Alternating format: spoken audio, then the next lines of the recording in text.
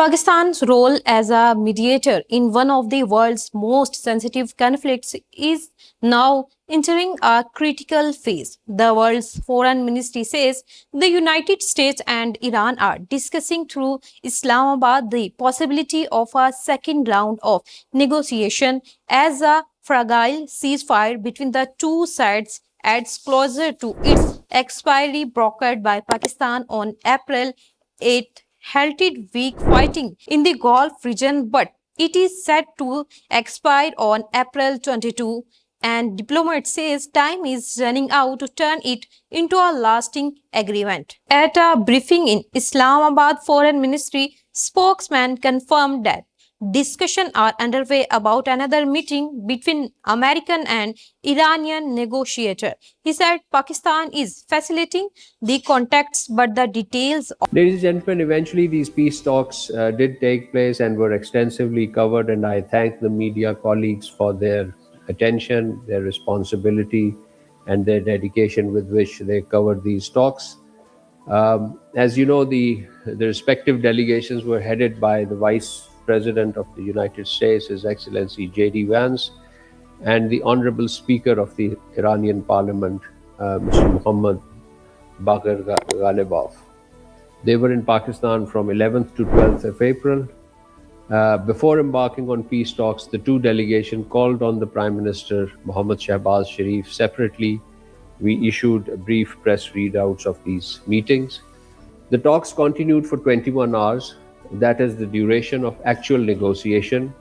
Overall, the process continued for well above 30 hours if you count the movement of the delegations, the momentary breaks for meals and coffees and so on. So as such, the entire negotiation process was intensive and extensive, both in terms of scope and timelines. The Deputy Prime Minister and Foreign Minister, along with the Chief of Defense Forces and the Chief of Army Staff, helped mediate several rounds of intense and constructive negotiations. Prime Minister Shehbaz Sharif is currently on a 4-day regional tour with stops in Saudi Arabia, Qatar and Turkey, aimed at building political support for the peace process. In Doha, Sharif meet Qatar's Amir Sheikh Tamim bin Hamad Al Thani, where both leaders discussed the regional situation and stressed the need for dialogue and de-escalation. Meanwhile, Pakistan Chief of Army Staff Field Marshal Asim Munir traveled to Tehran with a senior delegation that include Interior Minister Mohsin Naqvi.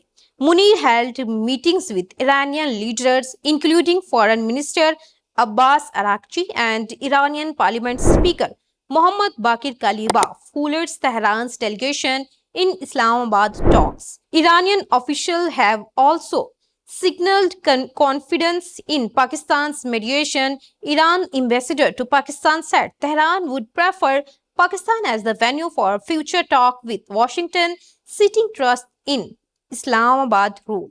Analysis says Pakistan's diplomacy appears to be running on two tracks. While Prime Minister Sharif is engaging regional allies and building political support, military leadership is working directly with both sides to narrow the gaps between Washington and Tehran.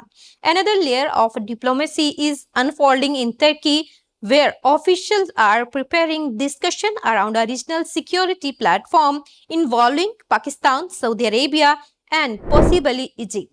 The initiative is separate from the US-Iran negotiation but aims to strengthen cooperation on border regional stability. Despite these diplomatic efforts, the ceasefire itself is under increasing strain. The United States has maintained a naval blockade on Iran. US Central Command says several ships linked to Iran have already been turned away.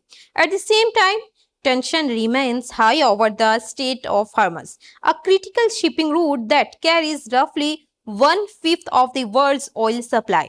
Iran has restricted passage through the waterway since the start of the conflict, while the United States has imposed its own maritime control targeting Iran-linked vessels.